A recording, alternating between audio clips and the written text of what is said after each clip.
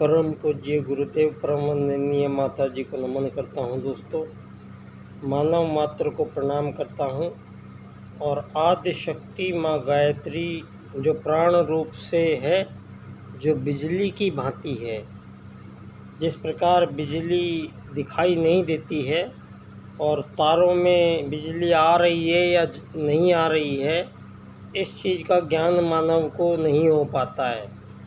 और जब तारों को वो छू के देखता है तो तारों को छूने के बाद में अगर बिजली नहीं थी तो भी पता लग जाता है उसको, और बिजली थी तो भी पता लग जाता है। तो दोस्तों, सवाल ये है कि इस यहाँ पर जो आज मानव के सामने आज की जो स्थिति और परिस्थिति है, उसमें आखिर मानव अब कोई डिसीजन ले तो क्या डिसीजन ले। अब ये ऐसा समय पे हम आप लोग मिल रहे हैं। एक तरफ तो यहाँ दोस्तों वो सनातन भारत है, जहाँ सनातन भारत में धरती का प्रथम मानव मनु का आगमन उत्तराखंड क्षेत्र के नीचे के भाग जो है वहाँ पर प्रथम मानव मनु आए हैं।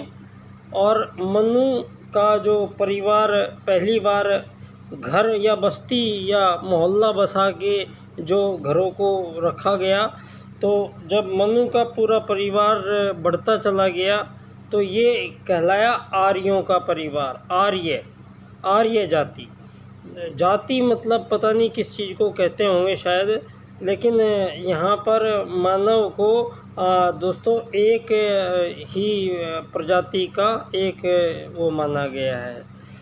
तो आज मैं आप लोगों से जो चर्चा मैं बार बार करता हूँ, मैं रोज़ कितनी चर्चाएं करता हूँ आपसे, लेकिन किसी का क्रॉस क्वेश्चन आज तक नहीं आया। हाँ, फेसबुक वाला मेरे हर पोस्ट पे बैन लगाता है और मुझे रोज़ नए दंड अपनी फेसबुक 3 बार मेरी उड़ा चुका है। और चूँकि बात मैं करता हूँ दोस्तों आर्थिक वैश्वीकरणवाद के विरुद्ध पंडित दीनदयाल उपाध्याय जी के राजनीतिक सूत्र दोस्तों अर्थायाम की। अर्थायाम एक ऐसा सब्जेक्ट निकल के आया है दुनिया में पहली बार दोस्तों, जो धन के बारे में बात करते हैं। और आज तक ये धन की व्यवस्थाओं की जो प्रणाली थी, ये मध्यकाल के बाद में जो गड़बड़ हुई है, पंडित दीनदयाल उपाध्याय जी एक ऐसे राजनीतिक व्यक्ति होते हैं जो पूर्णतः अपने परम पूज्य गुरुदेव की शरण में हैं और परम पूज्य गुरुदेव के सतत मार्गदर्शन में हैं। और पंडित दीनदयाल उपाध्याय जी वो व्यक्ति है धरती पे जो जितने कष्ट हो सकते हैं जीवन में, उस बंदे ने इतने कष्ट बचपन में ही सह लिए थे। एक ऐसी सत्ता परम पूज्य गुरुदेव जो युग परिवर्तन का पूरा सरंजाम सारी दुनिया में आज प्रस्तुत कर रहे हैं। दोस्तों, ये युग परिवर्तन के 2 सूत्र हैं, आत्मवत् सर्वभूतेषु और वसुधैव कुटुम्बकम। अगर ऐसा हो जाएगा तो धरती पे आत्मवत् सर्वभूतेषु का मतलब ये है कि धरती पे जितने भी मानव हैं, 8 अरब लोग मानव हैं। और मानव ही नहीं, पशु पक्षी वृक्ष वनस्पति जितने भी जीवधारी हैं, जिनमें भी जीवन है, उन सब जीवन का जो निर्धारण है दोस्तों, यहाँ पर पूर्णतः ये एक प्लानिंग का हिस्सा था। और यहाँ मध्य के अभी पिछले 2500 सालों में मानव के सामने आज जिस चीज़ को आप आर्थिक वैश्वीकरणवाद के हस्ताक्षर कराने के बाद सारे देशों को आज़ादी के सर्टिफिकेट जो बांटे जा रहे हैं, तो मानव जाति में आज़ादी हो ही नहीं सकती है। तो काहे के लिए ये दुनिया में सारे के सारे हमें बेवकूफ़ बना रहे हैं। मेरी मानव बुद्धि का 6-7% से ज़्यादा हिस्सा आज तक काम नहीं करता है। क्यों नहीं करता है? क्योंकि आप लोगों का अमीर गरीब मालिक नौकर का ये जंजाल, इससे त्रस्त हो चुकी है दुनिया। तो रास्ते हैं वेद के पास। वेद के पास आइए सही, वेद की पूजा नहीं करनी है। वेद के पास आए हो पश्चिम। परम पूज्य गुरुदेव दोस्तों युग परिवर्तन का नारा देके स्वयं महाकाल धरा पर आए हैं। आप लोगों को ये बता दिया गया है कि आपको अन्न सात्विक खाना है और आपको जप करना है। जप क्या है? वाइब्रेटिव एनर्जी है। और वाइब्रेटिव एनर्जी क्यों? क्योंकि दोस्तों यहाँ धरती पर सनातन जो है वो परमात्मा, आत्मा और आदिशक्ति माँ गायत्री, 3 सनातन हैं यहाँ। तो तीनों का परिचय यहाँ धरती पर संपूर्ण प्रकार के जीवनों के रूप में मिल रहा है। दोस्तों चींटी, कौवा, कबूतर, तोता, हाथी, शेर, बकरी, सब में मधुमक्खी, तितलियाँ, सब में एक शरीर बने हैं और शरीर 5 पदार्थों से बने हैं। अग्नि, जल, पृथ्वी, वायु और आकाश। इन 5 तत्वों के अलावा सबके शरीर इन्हीं से बने हैं। वो एक पहली ये कॉमन सेंस है ये धरती पर। और सभी के शरीर एक ही पदार्थ से बने हैं। लेकिन अब वो जिंदा क्यों होते हैं? और जिंदा रखता कौन है उनको? प्राण जिंदा रखते हैं। प्राण क्या है? आदिशक्ति माँ गायत्री है। परम पूज्य गुरुदेव ने बड़ा सुंदर विच्छेदन किया है, गे प्लस त्रि। तो गे बोलते हैं प्राण को, त्रि बोलते हैं धारण करने को। जो भी प्राणों को धारण किए हुए संपूर्ण प्राणियों का जो परिवार परम पूज्य गुरुदेव ने बनाया है, धरती के संपूर्ण प्राणियों का परिवार, अखिल विश्व गायत्री परिवार। दोस्तों परम पूज्य गुरुदेव ने पहले ही नए युग का नया संविधान 18 सूत्र लिख के पहले ही रखा है। और परम पूज्य गुरुदेव का ये कार्य नहीं है कि वो राजनीति में नहीं जाता है गायत्री परिवार। फिर अब युग परिवर्तन होगा तो क्या बिना राजनीति के परिवर्तन किए युग परिवर्तन हो सकता है क्या? ये बात तो वो राम हनुमान को साथ लेके आते हैं जब भी आते हैं धरती पर। इसी प्रकार से वो हनुमान छुपा रह गया इस बार, आपको पता ही नहीं चला वो क्या काम कर गया। और ये जनसंघ वाले, जनसंघ को बाद में दीनदयाल उपाध्याय जी 18 साल तक जिंदा रहे राजनीति में, और उन्होंने अपने पूरे 0 से स्टार्ट करके और अंत के मनु तक पहुंच गए। मतलब धरती पर पहला जो मानवों ने सतयुग में कोई राजा प्रजा दांडिक था नहीं। सतयुग के बाद की ही ये स्थितियां बनी हैं। तो ये त्रेता के, सतयुग के और त्रेता के बीच की जो अवस्थाएं हैं वो धरती पर यहाँ पर मानवों के बीच वो कितने समय काल का था, वो हो सकता है हजारों साल का समय रहा हो। तो यहाँ मानवों के बीच में आज की हम ताज़ा स्थिति ये है कि धरती पर 250 के लगभग आज़ाद देश हो रखे हैं और ये आज़ादियों की लड़ाइयाँ जारी है। जबकि परमात्मा ने पहले ही प्रत्येक जीवधारी का सर्जन इसीलिए किया गया है कि उनको 2 वेद सूत्र सारी सृष्टि में कायनात को चलाते हैं, आतंगत सर्वभूतेषु और वसुधैव कुटुम्बकम। अब वसुधैव कुटुम्बकम राम के मंदिर बना दिए और मोदी जी वसुधैव कुटुम्बकम की 20 देशों को नाम लिखे G20 को वसुधैव कुटुम्बकम कहेंगे तो कैसे चलेगा? वसुधैव कुटुम्बकम तो वो भारत है, क्योंकि आज हम ये साबित करने की स्थिति में हैं कि धरती पर प्रथम मानव मनु था। मनु का पहला परिवार आर्य परिवार था और यहाँ पर मछली बंदर से इंसान नहीं बने। यहाँ सर्वश्रेष्ठ मानव धरती पे आए हैं जो परमात्मा से, आत्मा से और पूरे ब्रह्मांड से संपर्क सूत्र स्थापित करने के लिए उन्होंने नई नई ऐसी आध्यात्मिक प्रयोग के माध्यम से मानव जीवन के अंदर, मानव शरीर के अंदर कितनी ऊर्जाओं का समावेश है और मानव अत्यधिक कैसे संबंधशील हो सकता है पूरे ब्रह्मांड से। ये परम पूज्य गुरुदेव धरती पर आए और उन्होंने 90% वेद भाग जो है वो नालंदा और तक्षशिला के बाद में इन अनार्यों ने सारा बर्बाद किया था। दोस्तों मानव धरती पर आया तो यहाँ पहला मानव धरती पर मनु आया और मनु का परिवार आर्य परिवार कहलाया। और आर्यों में से जो लोगों ने बाद में आर्य जीवन को फॉलो नहीं किया और उन्होंने अपने आहार में त्रुटि करी, जैसा खाएगा अन्न वैसा बनेगा मन, तो मानव ने यहाँ पर जीव जंतुओं का भक्षण शुरू कर दिया और मानव की बुद्धि भ्रमित और दूसरे, क्योंकि विचार आते कहाँ से हैं? मानव सोचता है कि विचार क्या हम बना रहे हैं अंदर दिमाग में बैठ के? बिल्कुल नहीं, ये दिमागी रिसीवर ओनली, और ये रिसीवर ऊपर छोड़ देता है। और इस ब्रह्मांड में पूरे वातावरण में दोस्तों शब्द ही शब्द भरे पड़े हैं। ये शब्द जो बोले गए हैं, ये पश्चिम के जो लोग कह रहे हैं हमने न्यूटन ने ग्रेविटी की खोज की। दोस्तों पदार्थ विज्ञान का महर्षि कणाद ने उनसे हजारों साल पहले ही पूरे पदार्थ जगत की व्याख्या की थी। आज आप कह रहे हैं न्यूटन ने ग्रेविटी की खोज की।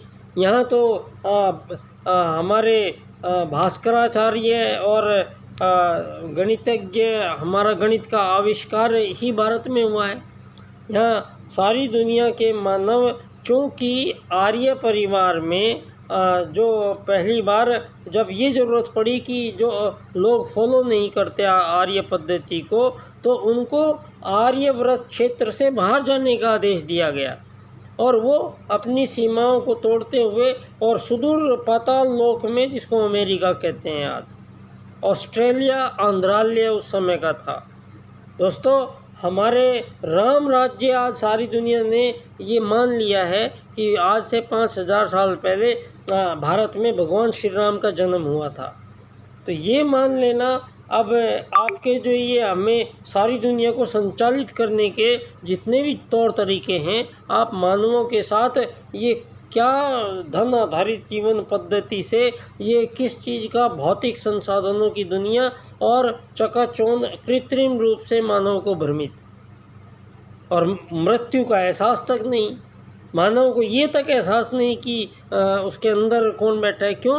क्योंकि ये सो चुके हैं। सोए कैसे? चाय पिला पिला के, केमिकल बना बना के, पैरासीटामोल खिला खिला के। दुनिया में इतने षड्यंत्र मानव के प्रति हो सकते हैं, इस धरती पर ये भी देखने को मिला है।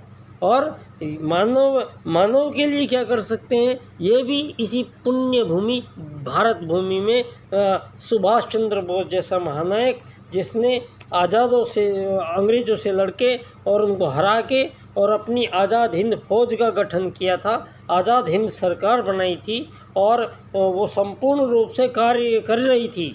उसके बावजूद उनकी पूरी सरकार को नष्ट किया गया। तो सुभाष चंद्र बोस को देश छोड़ के भागना पड़ा और वो छुपते छुपाते अंत तक रहते रहे। जो हीरो था उसको जीरो बनाने का जो पाप धरती पे हुआ है, वो ये राजनीति के कारण जो आपको आज़ादी के पट्टे काट के दे रहे हैं।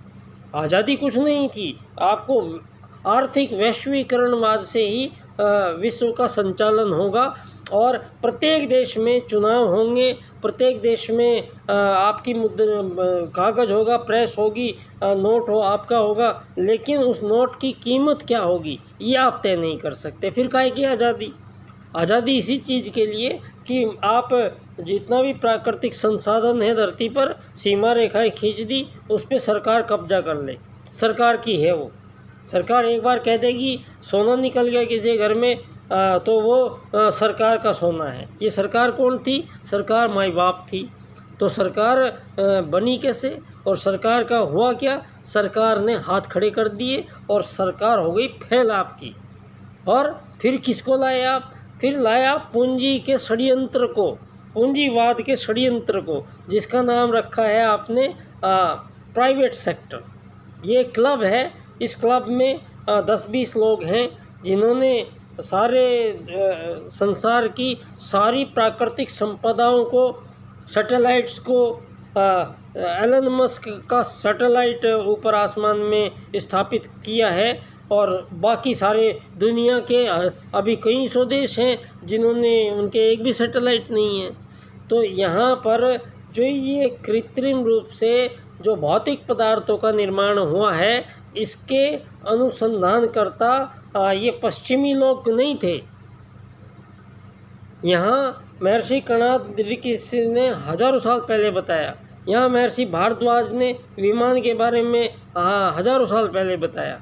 यहाँ आर्यभट्ट का गणित का सिद्धांत, धरती पर जीरो का आविष्कार, रेखा गणित, बीज गणित, अंक गणित का आविष्कार, भास्कराचार्य के सूत्र, यहीं से यूनान में जो गणित चला, रोम में जो गणित चला, वो भास्कराचार्य के द्वारा और आर्यभट्ट का द्वारा था।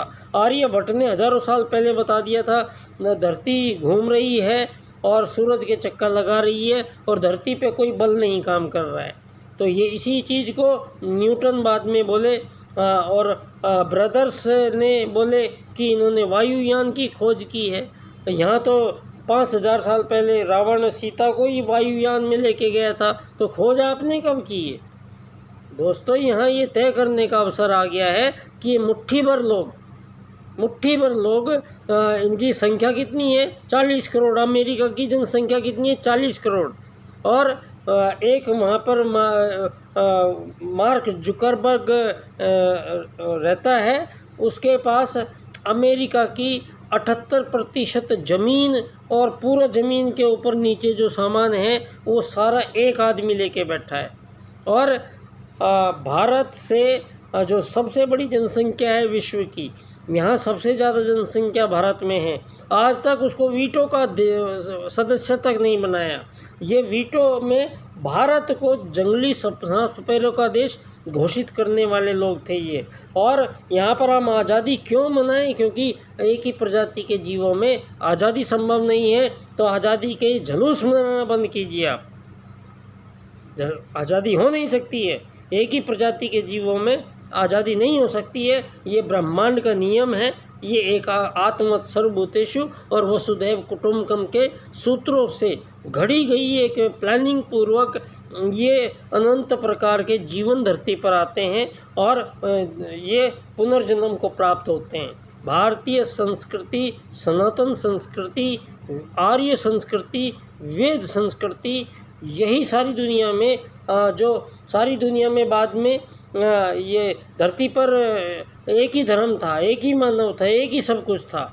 बाद में जो पहली बार सनातन धर्म से जो उन्हीं लोगों ने अलग हटके कुछ बनाया, वो था यहूदी धर्म। यहूदी धर्म से बाद में फिर इस्लाम का उदय हुआ, फिर बाद में ईसाई का उदय हुआ और ये नाना प्रकार के फिर चुंदर के जैसे पैदा हो गए धरती पर, पता नहीं कितने। तो धर्म क्या, यहाँ षड्यंत्र बंद कीजिए आप। ये धरती पर पहले मानवों के द्वारा ये यहाँ पर पहले ही तय किया जा चुका है कि मानव जाति को आगे का भविष्य का मार्ग क्या होगा। तो योग मार्ग होगा या भोग मार्ग होगा। मानव के समक्ष जो आज की स्थितियां हैं, रोटी कपड़ा मकान के लिए मानव जीवन तिल तिल मर रहा है गली गली में, सारे संसार में। अमीर गरीब मालिक नौकर के खेल में इतना बुरी तरह फंस चुका है मानव और आत्महत्या हो रही है दुनिया में। फर्क किसी को नहीं पड़ता है। क्यों? क्योंकि यहाँ पर ये राजनीति जो है ना, इसने बहुत षड्यंत्र किए हैं और आर्थिक वैश्वीकरणवाद के नाम पर सारी दुनिया में आज़ादी बांटने का जो ये काम है, ये गुलाम बनाना है। क्योंकि आज़ादी से पहले हस्ताक्षर है कि आपकी सरकार का नोट आपका, कागज़ आपका, लोग आपके, लेकिन आपका जो रुपया है उसकी कीमत क्या होगी ये तय पूंजीवाद करेगा। वो प्राइवेट सेक्टर का क्लब तय करेगा। चलो, एक ही विधान को आपने तोड़ा। यहाँ पर धरती पर दो के अलावा तीसरे की परिकल्पना ही नहीं है, लेकिन आप लोगों ने यह षड्यंत्र करके और मानवों के बीच में पिछले 2000 साल से यहाँ मानव जाति भ्रमित हो चुकी है और उसको ऐसे काम पे लगाया गया है जो काम कभी हो नहीं सकते हैं। धरती पर मानव की औकात सिर्फ एक यात्री से ज़्यादा कुछ नहीं है और यहाँ पर यात्री को आप मूल निवास प्रमाण पत्र बांट रहे हो, यहाँ बहुत मिस्टेक है। ये मिस्टेक धरती पर जितना भी आपने आज तक बुद्धिमानी चलाई है, इन सारी बुद्धिमानी को विचार प्रक्रिया के माध्यम से चैलेंज देकर पूरे विश्व को हम लोग आए हैं। हम युग परिवर्तन करके जाएंगे दुनिया से दोस्तों। यहाँ परम पूज्य गुरुदेव के युग परिवर्तन से कम में हम बिल्कुल नहीं मानेंगे। और युग परिवर्तन का मतलब धरती पर 2 ही सूत्रों के अनुसार जीवन होगा, आत्मवत् सर्वभूतेषु और वसुधैव कुटुम्बकम। आत्मवत् सर्वभूतेषु को इस बार पंडित दीनदयाल उपाध्याय जी को राजनीति में प्रस्तुत करने की आज्ञा परम पूज्य गुरुदेव ने स्वयं दी है। और वो दीनदयाल उपाध्याय जो आज हाशिए पर डाल दिया गया है और उनके इन राजनीतिक सूत्रों पर देश में बिल्कुल चर्चा नहीं होती है। और क्योंकि चर्चा होगी तो आपका कच्चा चिट्ठा खुल जाएगा। आप में मनमोहन सिंह में और मोदी साहब में क्या फ़र्क है? यदि वो भी आर्थिक वैश्वीकरणवाद से चल रहे, आप भी आर्थिक वैश्वीकरणवाद से चल रहे हैं। सबको दुनिया को आप बताते हो यहाँ पे हमारे आज़ाद देश कहलाते हो। आज़ाद देश की प्राकृतिक संपदाएं आप उन 10 कौड़ी के लोगों के हाथ में अपना देश की प्राकृतिक संपदाएं बेच के इसको विकास कह रहे हो आप। ये विकास नहीं हो सकता है। विकास हम बताएंगे, लेकिन आप इस पूंजीवादी लोकतंत्र के कारण जो डेमोक्रेसी और फ्रेमोक्रेसी ये दुनिया में आप बता रहे हो, आपने इससे पहले मानव ये धरती का यात्री है। तो एक ही धर्म होगा, यात्री धर्म। धर्म एक ही होता है, परमात्मा एक ही होता है, आत्मा भी एक ही होता है। वो सब भिन्नताएं यहाँ धरती पर ये मछली बंदर से इंसान बनने के डार्विनवाद के फॉर्मूले, लॉर्ड मैकाले की शिक्षा पद्धति, सारे संसार को भ्रमित करने का प्रयास, ये आपकी सारी सफलताएं आज एक नासा के श्री राम सेतु पुल को देते ही आपकी सारी धराशायी हो गई है।